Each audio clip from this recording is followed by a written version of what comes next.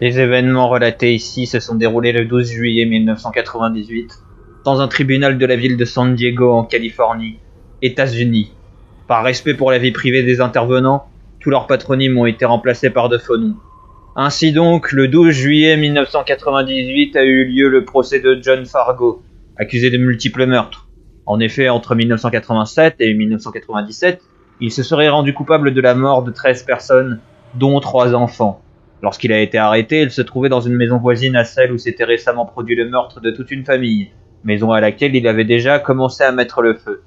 Pour cette audience, une grande partie de la police de San Diego avait été mobilisée afin de sécuriser l'endroit, car énormément de personnes parmi les familles des victimes auraient pu tenter d'attenter à la vie de l'accusé avant l'heure. Ce jour-là, tous les yeux étaient rivés sur ce tribunal. Sans attendre, voici une retranscription de ce qui s'est dit lors de ce fameux procès. Monsieur Fargo, vous êtes accusé d'avoir commis au total 13 meurtres, entre le 18 février 1987 et le 12 avril 1997. Vous êtes également accusé d'être à l'origine de 9 incendies à caractère criminel. Qu'avez-vous à répondre à ces accusations? Maître, je plaide coupable pour les incendies. C'est en effet moi qui ai incendié ces maisons. Par contre, je nie totalement les accusations de meurtre. Ce n'est pas moi qui les ai commis. Vous confessez donc avoir incendié ces maisons. Et comme vous le savez, ces maisons étaient toutes voisines à celles où les meurtres ont eu lieu. Cela ne peut pas être une coïncidence. Et si ça l'était?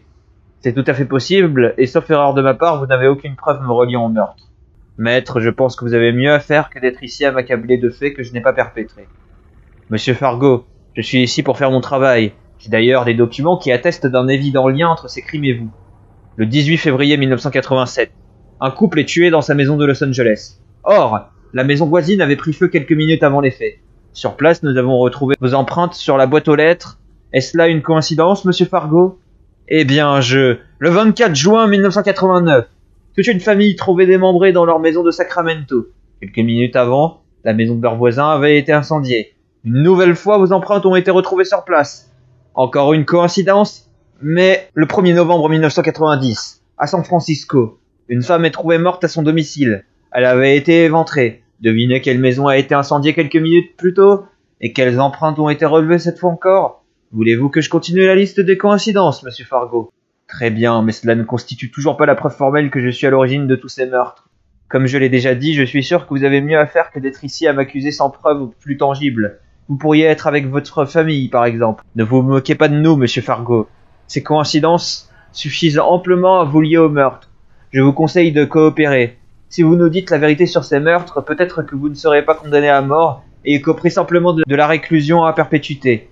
La balle est dans votre camp, monsieur Fargo. Très bien, je me rends. Je vais tout vous expliquer, car quoi que je fasse, je sais que je ne serai plus jamais un homme libre.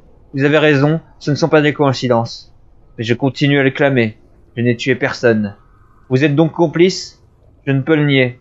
Vous savez, en Californie, il y a énormément de patrouilles de police. Et beaucoup de maisons sont équipées d'alarmes, rendant les cambriolages difficiles. C'est un fait. Dans le rapport, il est indiqué que les alarmes des maisons où ont lieu les meurtres ont toutes été déclenchées le jour des crimes. Et tous les policiers se sont rendus sur place. Leur attention ne s'est portée que sur la maison en feu, bien évidemment. Vous étiez donc un leurre? Vous faisiez en sorte de diriger les forces de l'ordre vers la maison en feu, et non vers celle où se déroulait le meurtre? Mais pour quelle raison? Pourquoi diable voudriez-vous aider quelqu'un à tuer toutes ces personnes? Par amour. Vous savez, quand on aime quelqu'un, on le prend en entier, avec tous ses défauts. J'étais et je serai toujours prêt à tout pour lui, il était adorable. Mais il avait quelques petites pulsions qu'il ne pouvait pas cacher. J'ai donc aidé à les satisfaire, quand je sentais qu'il était sur le point d'exploser.